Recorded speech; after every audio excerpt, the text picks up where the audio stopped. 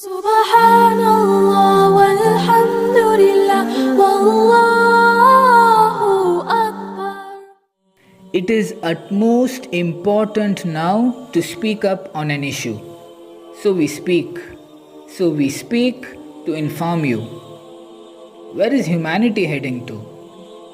What next is to come right ahead of us to tackle? And where will all these incidents happening around lead us to? Understand, remember, and hammer it in your hearts that in the West they say we are living in end times.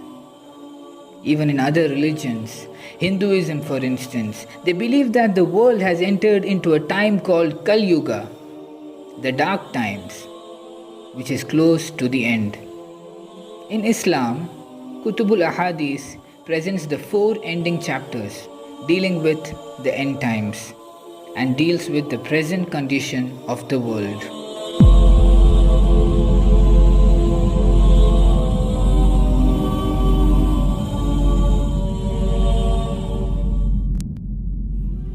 The worldly subjects, physics and the sciences and the researchers, the world agrees that these two have reached close to an end. The journey is at the brink of an end. The idea of the world has reached its end didn't start just today.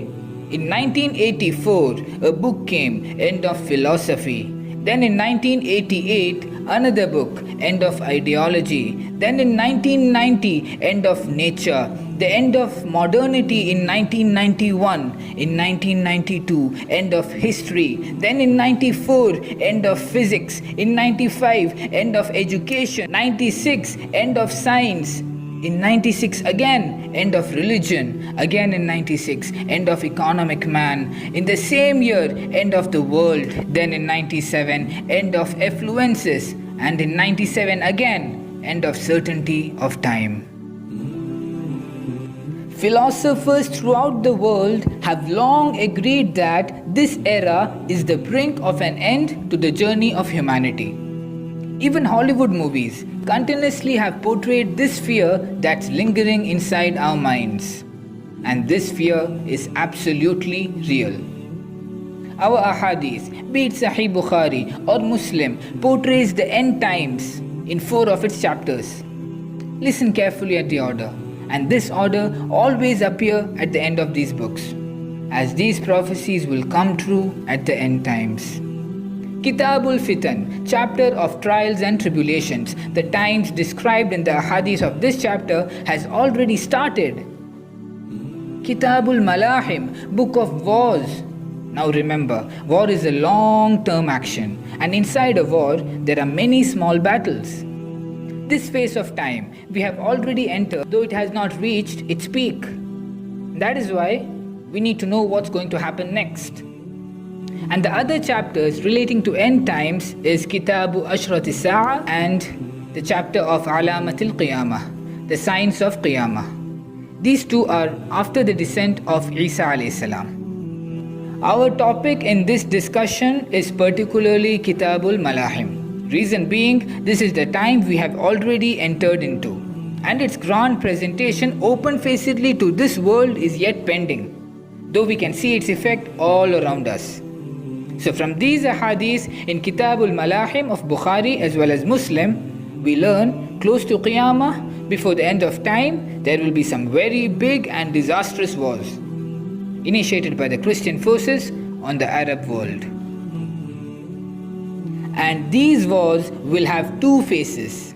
In the first phase, Muslims will have a very big defeat, disastrous aftermath in the land of Arabia.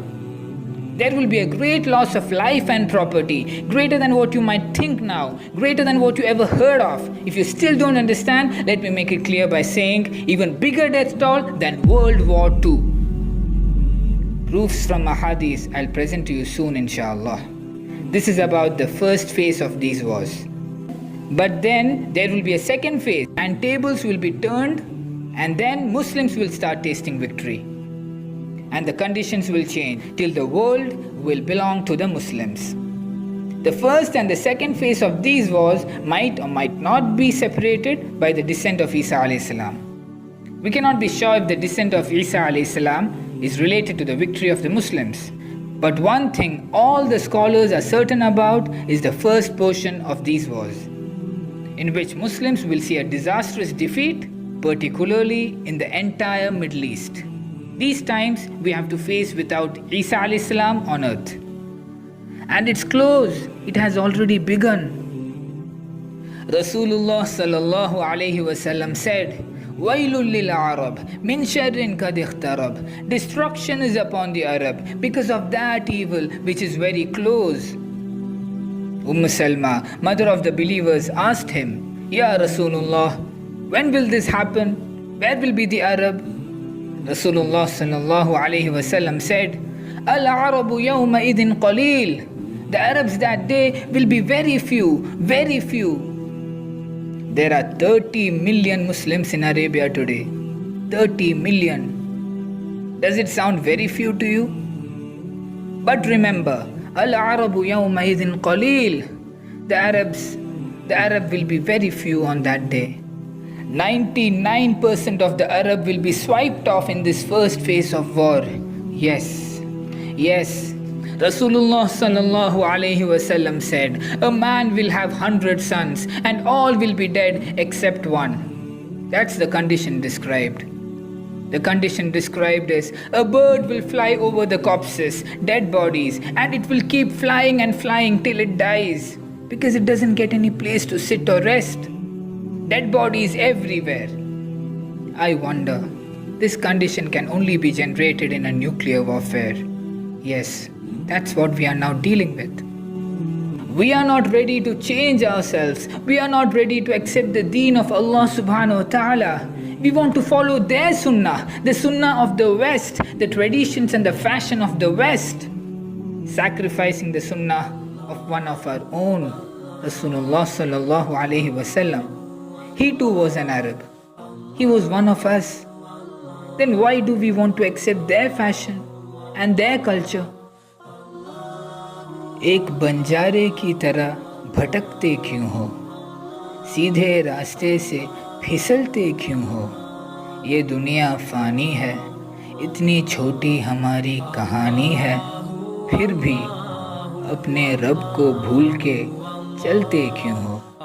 In the next episode, we will try to understand through the Ahadith that why will Allah decree this war on Arab and how the propaganda of this war is already soaring high, inshallah.